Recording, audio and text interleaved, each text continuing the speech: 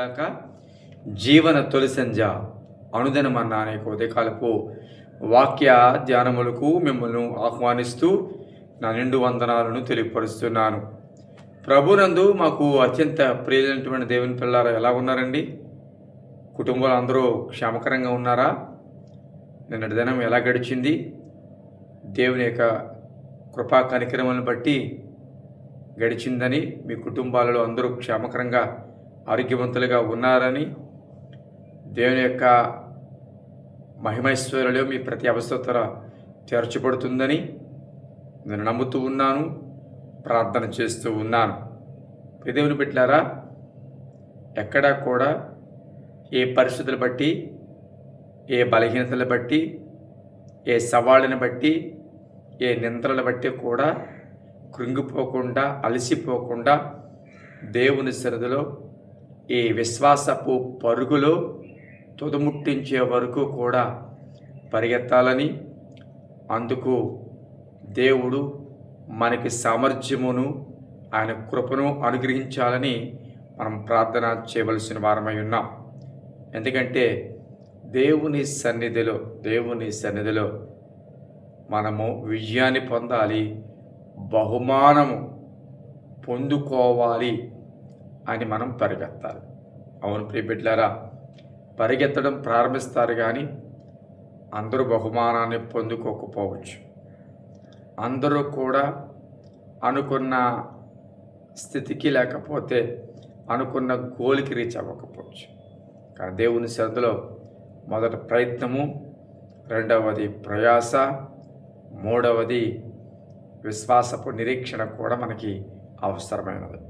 మరి దేవుడు మనల్ని ప్రేమించి ఇచ్చి ఉన్నాడు మరో దినం. మరి ఉదయకాలం ప్రార్థన చేసుకున్నావా? ఇంకా ప్రార్థన చేసుకోకపోతే ప్రార్థన చేసుకుని వాక్యాన్ని చదువుకుని మీ యొక్క దినచర్యను ప్రారంభించవలసిందిగా ప్రభు పేరిట మీకు మనవి చేస్తూ ఉన్నాను. ఈ ఉదయకాలము ఒక మాటను మీ దృష్టికి తీసుకురావడానికి నేను ఇష్టపడుతూ ఉన్నాను. ఇర్మియా గ్రంథము 50వ అధ్యాయము, ఇర్మియా గ్రంథము 50వ అధ్యాయము 19వ వచనం. ఇశ్రాయేలు వారిని తమ మేత స్థలమునకు నేను తిరిగి రప్పించెదను. వారు కర్మేలు మీదను బాషాను మీదను మేయుదురు. ఎఫ్రాయిము కొండల మీదను గిలాదులోను మేయుచు సంతుష్టి నొందును. దేవుని బిడ్డలారా, ఇశ్రాయేలులు చెరలోకి వెళ్ళిపోయిన పరిస్థితి, యెరూషలేముకు దూరమైపోయిన పరిస్థితి, యెరూషలేము అనుభవాలకు దూరమైపోయిన పరిస్థితి, వారి యొక్క సితారాలను నిర్వంజి చెట్లకు తగిలించి అన్యదేశములలో ఎలాగూ మన భక్తి చేయాలి అని ముందుకు సాగుతున్న పరిస్థితులు. అవును ప్రియ బిడ్డలారా, దేవుని సన్నిధిలో యెరూషలేమును వారు విడిచిపెట్టడం జరిగింది. బబులోను అను చెరలోకి వెళ్ళిపోవడం జరిగింది. యెరూషలేము ఎన్నో అనుభవాలు నేర్పించింది, కానీ ఆ అనుభవాలన్నింటినీ కూడా విడిచిపెట్టి వారు వెళ్ళిపోవలసిన పరిస్థితి ఏర్పడింది. అయితే దేవుడు మరలా మాట్లాడుతున్నాడు బబులోనులో ఉన్నవారిని, యెరూషలేముకు దూరమైన వారిని, యెరూషలేము అనుభవాలకు దూరమైన వారితో మాట్లాడుతున్నాడు.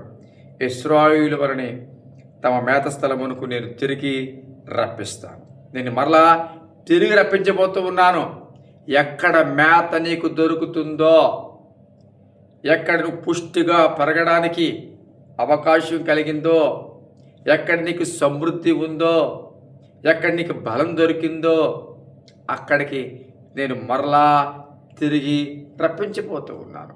అవును ప్రియ బిడ్డలారా, మేత స్థలాన్ని దాటి వేరే చోట ఉన్నారంటే అది బీడు భూమే కదా. అవును ప్రియ బిడ్డలారా, బీడు భూములు లాంటి అనుభవాలను మేత స్థలపు అనుభవాలుగా దేవుడు మారుస్తానంటున్నాడు. నీ జీవితంలో దేనికి దూరమయ్యావో, ఏ బీడు భూమి అనుభవంలో ఉన్నావో, ఏ ఫలభరితం లేని ఆ జీవితంలో ఉన్నావో నాకు తెలీదు. కర్మేలు అంటే అర్థం ఏంటో తెలుసా? ఫలవంతమైన నేల, ఫలవంతమైన నేల. అవును, మరలా ఎక్కడికి నడిపిస్తారంట? ఎక్కడ తన ఇశ్రాయేలును ఏ మేత స్థలానికి ఆయన రప్పిస్తారంట?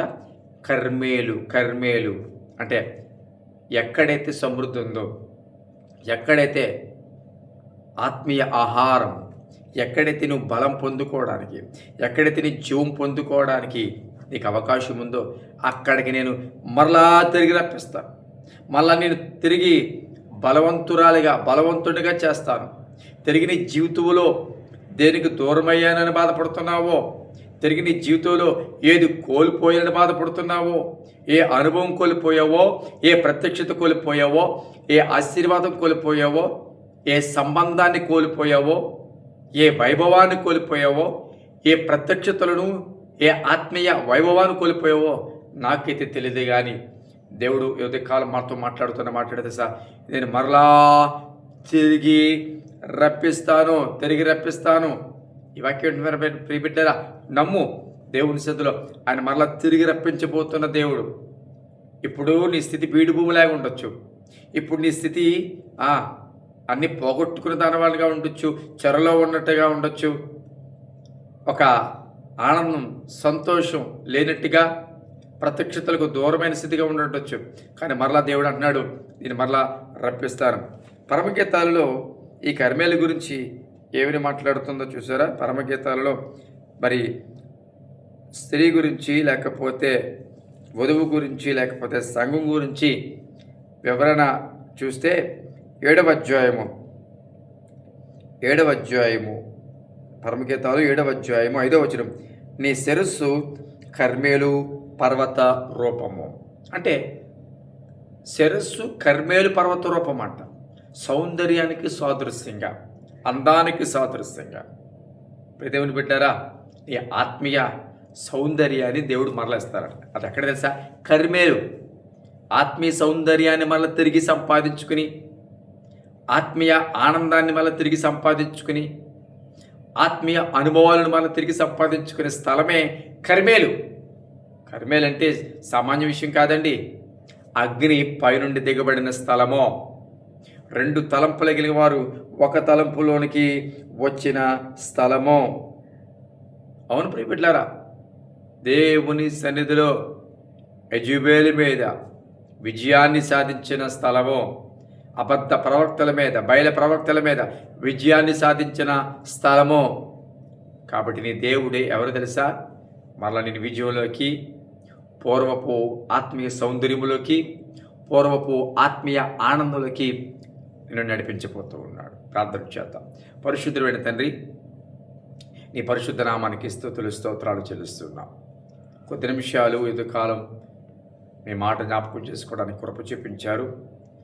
ఇశ్రాయేలును మరలా తిరిగి కర్మేలుకు నడిపిస్తానంటున్నారు. అంటే ఫలవంతమైన భూమిలోకి, బీడు భూమి అనుభవాల నుంచి ఫలవంతమైన అనుభవాల్లోకి నడిపిస్తారంటారు. బిడ్డలు ఏది కోల్పోయి బీడు భూమి జీవితం జీవిస్తున్నారు?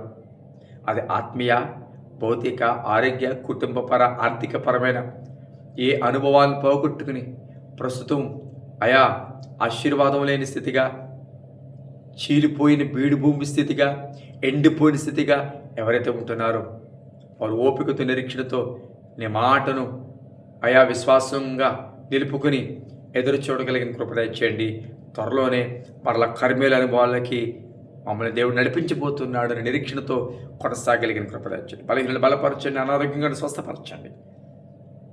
ఆత్మీయులను బలపరచండి నాయన. కన్నీరు కారుస్తున్న వారు కన్నీరును తొడబండి గర్భాల కొరకు ఎదురు చూస్తున్న వారిని జ్ఞాపకం చేసుకోండి.